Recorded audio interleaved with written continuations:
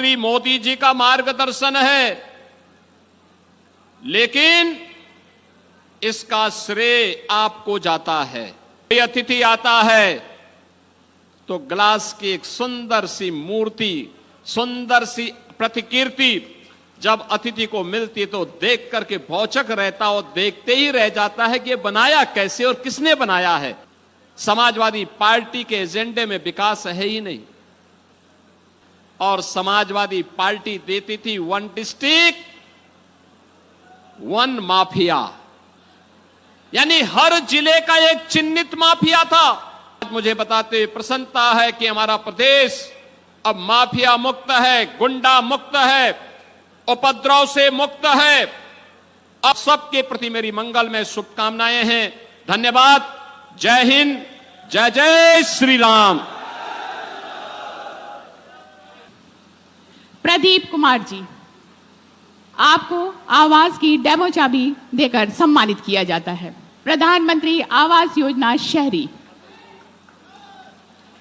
एक बार जोरदार तालियां हमारे सभी लाभार्थियों के लिए। श्रीमती शशि, प्रधानमंत्री आवास योजना शहरी के तहत आपको भी आपकी आवास की डेमो चाबी देकर सम्मानित किया जाता है।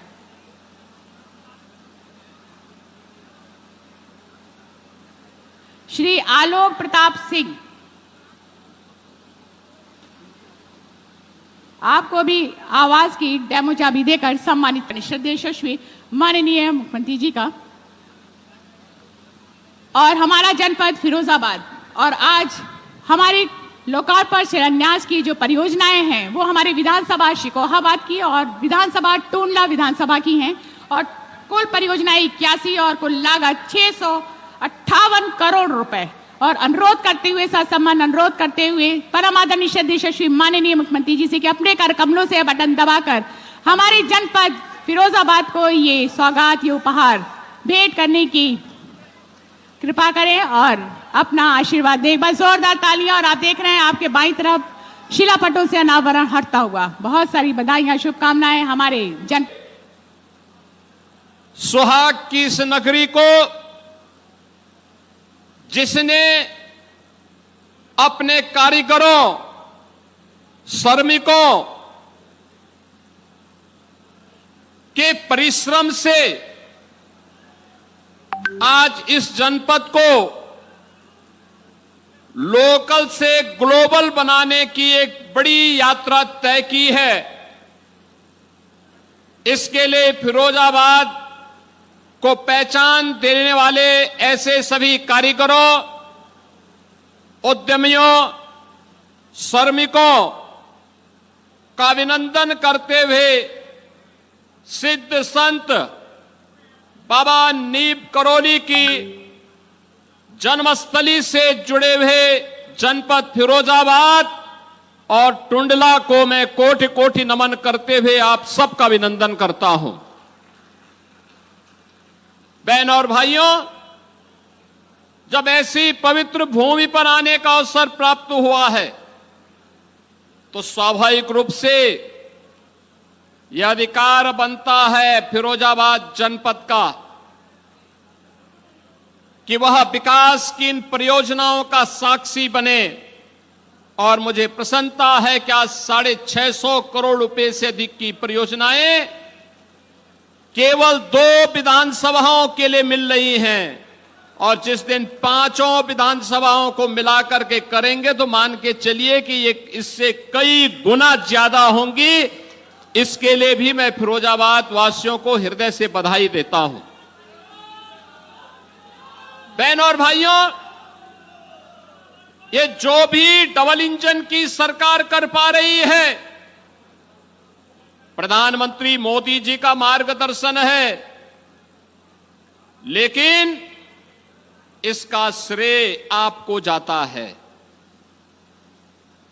क्योंकि जब आप सही निर्णय करते हैं, सही जगह आपका वोट जाता है, ईवीएम का सही बटन दबाते हैं, जब मनीष असीजा और प्रेमपाल धनखड़ जैसे विधायक बनते हैं और वे कमल का फूल लेकर के जब लखनऊ तक पहुंचते हैं तो बहनों और भाइयों, बदले में विकास आता है, बदले में फिरोजाबाद की यात्रा लोकल से ग्लोबल की बनती है। और अब मैं देखता हूं फिरोजाबाद का ग्लास का उद्योग नवाचार का एक नया केंद्र बना है। इसने चीन को पछाड़ दिया है। पहले होली, दीपावली, विजयादशमी कोई पर्व और त्योहार आता था, हम लोग देखते थे कि चीन से बने हुए उत्पाद ही मार्केट में पहुंचती थी। अब यहां के कारीगरों ने नई तकनीक ली, कारीगरों ने डिजाइन तय की, मार्केट की डिमांड क्या है उसके अनुरूप बनाना शुरू कर दिया। परिणाम है अब दीपावली हो या विजयादशमी, होली हो या कोई पर्व और त्योहार, जन्मदिन या कोई भी अन्य आयोजन, कोई अतिथि आता है तो ग्लास की एक सुंदर सी मूर्ति, सुंदर सी प्रतिकृति जब अतिथि को मिलती तो देख करके भौचक रहता और देखते ही रह जाता है कि ये बनाया कैसे और किसने बनाया है। तो मैं कहता हूं ये फिरोजाबाद के हमारे कारीगरों ने बनाया है, वहां के उद्यमियों के परिश्रम का ये परिणाम है, वह भी अभिभूत होता है। और बहनों और भाइयों, कितनी शानदार प्रतिमाएं बनती हैं। गणपति की प्रतिमा, राम दरबार, राधा कृष्ण की प्रतिमा, और भी अलग अलग देवी देवताओं का, बुद्ध जी की प्रतिमा, भगवान शिव की प्रतिमा, कितनी शानदार बनाते हैं। यह है कला। यह कला पहले भी थी, यह प्रतिभा पहले भी थी, लेकिन प्रतिभा को 2017 के पहले प्लेटफॉर्म नहीं था, प्रोत्साहन नहीं था।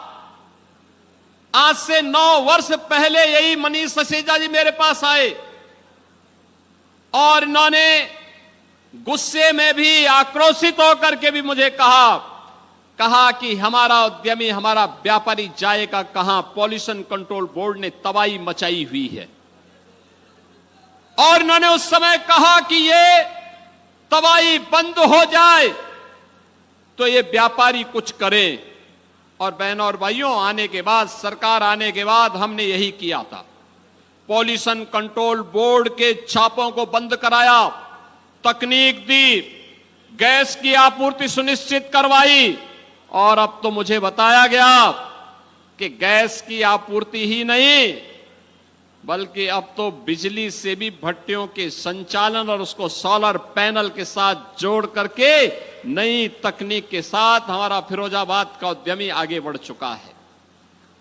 आलू उत्पादक किसानों ने अपनी एक नई अन्नदाता किसान के लिए एक नई उपज इसी जनपद से दी है, फिरोजाबाद जनपद से। और फिरोजाबाद जनपद में लोक माता अहिल्याबाई होलकर की प्रतिमा भव्यता के साथ आज जनपद को एक पहचान दिला रही है और सनातन धर्मावलंबियों को अपने पूर्वजों के प्रति कृतज्ञता ज्ञापित करने के लिए भी प्रेरणा दे रही है। याद करिए, लोक माता ने 300 वर्ष पहले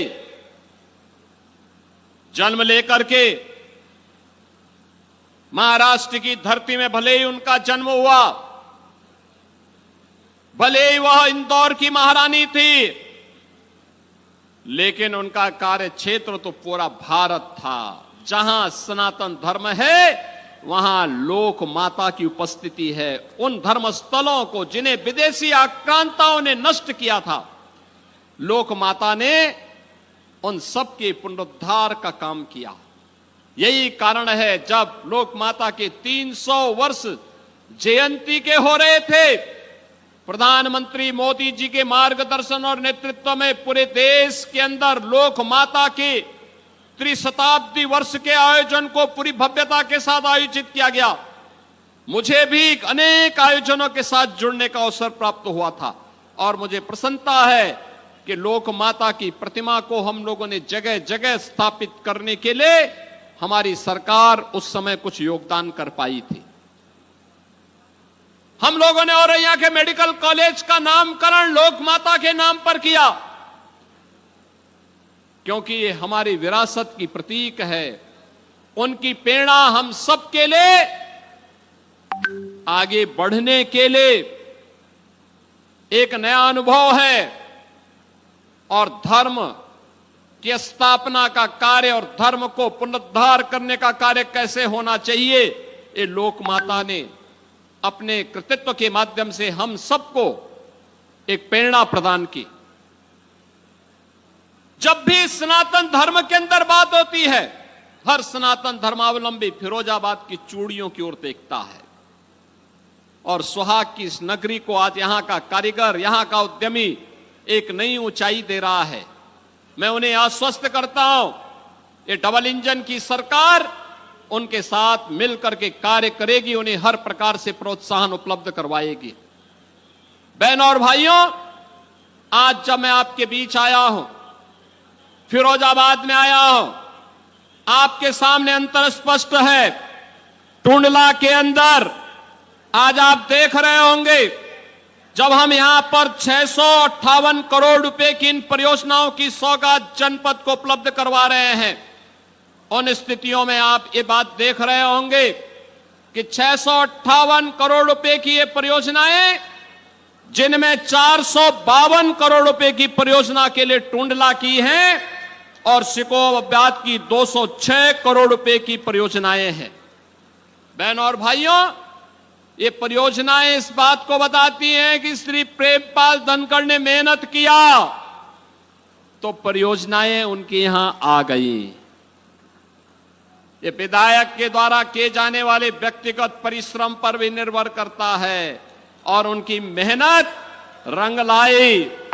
अगर सिकोहाबाद में भी कमल खिला होता और वहां पर भी विधायक ऐसे ही मेहनत किए होते तो हो सकता है कि ये परियोजनाएं 658 नहीं बल्कि 800 या 1058 करोड़ रुपए की यहां पे लोकार्पित और शिलान्यास होती। समाजवादी पार्टी के एजेंडे में विकास है ही नहीं, उनके एजेंडे में विकास नहीं है। समाज को बांटना, सामाजिक एकता को छिन्न भिन्न करना, गुंडागिर्दी को प्रोत्साहित करना, गरीब के लिए कार्य न हो इसके लिए एड़ी चोटी लगाना, विकास की हर योजना में रोड़े अटकाना और किसी पर्व के पहले आयोजित होने वाले उत्सव को उपद्रव में बदल देना। ठीक कह रहे थे पर्यटन मंत्री श्री जयवीर सिंह जी। क्या हालात थे 2017 के पहले। बहनों और भाइयों, आज आप देख रहे होंगे ये डबल इंजन की भारतीय जनता पार्टी की सरकार 1 डिस्ट्रिक्ट 1 मेडिकल कॉलेज दे रही है, 1 डिस्ट्रिक्ट 1 प्रोडक्ट दे रही है, 1 डिस्ट्रिक्ट 1 कुजीन दे रही है। और समाजवादी पार्टी देती थी 1 डिस्ट्रिक्ट 1 माफिया, यानी हर जिले का एक चिन्हित माफिया था। वह चिन्हित माफिया अराजकता फैलाता था, गरीब के मकान पर कब्जा करता था, गरीब की जमीन पर कब्जा करता था, अपने गुर्गों के माध्यम से व्यापारियों से चौध वसूली करता था, अराजकता का माहौल पैदा करता था। वह माफिया प्रदेश को तबाह करके रखा हुआ था। सरकारी जमीनों पर कब्जा करना, अराजकता पैदा करना उसकी पहचान बन चुकी थी और इसमें वे सीना तान करके चल करके प्रदेश में हर जगह उपद्रव पैदा करते थे।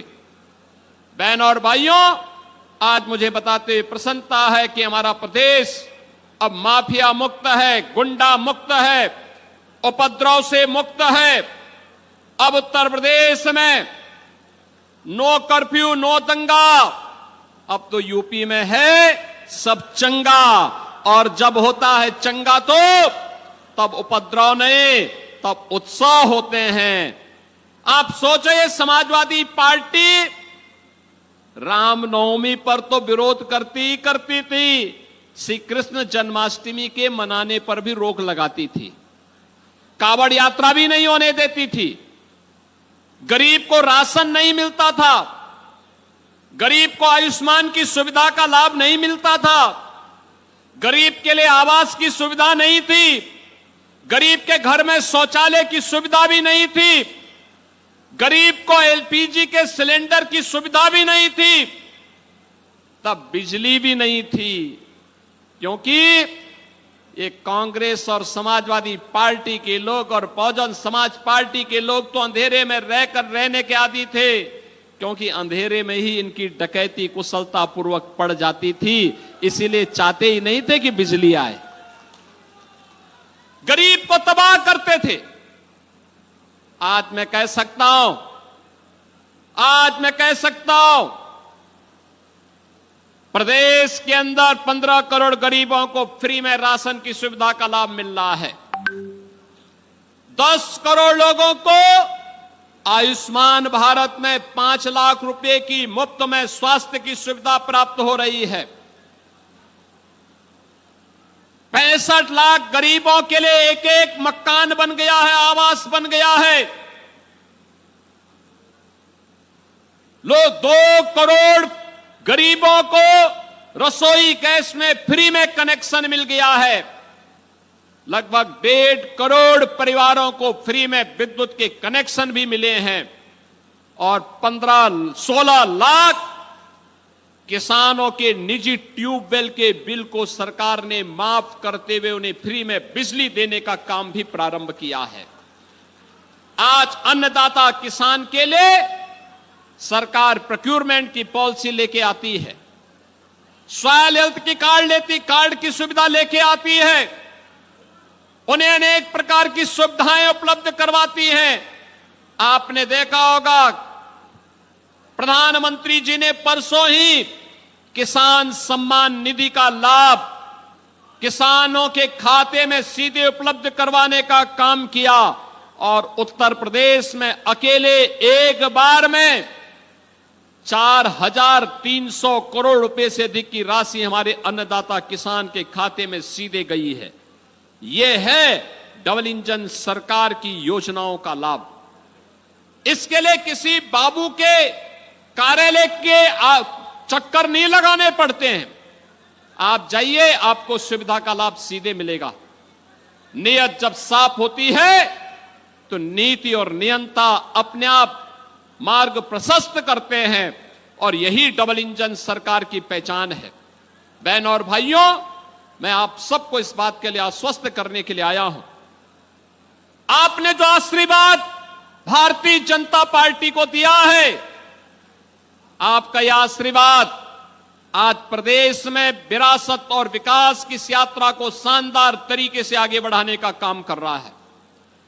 आज यूपी, आपने देखा होगा, पर्यटन के केंद्रों के विकास के लिए पूरे देश के अंदर जाना जा रहा है, अच्छी कानून व्यवस्था के लिए जाना जा रहा है, विकास की अपनी परियोजनाओं के लिए जाना जा रहा है, भव्य और दिव्य महाकुंभ के लिए जाना जा रहा है।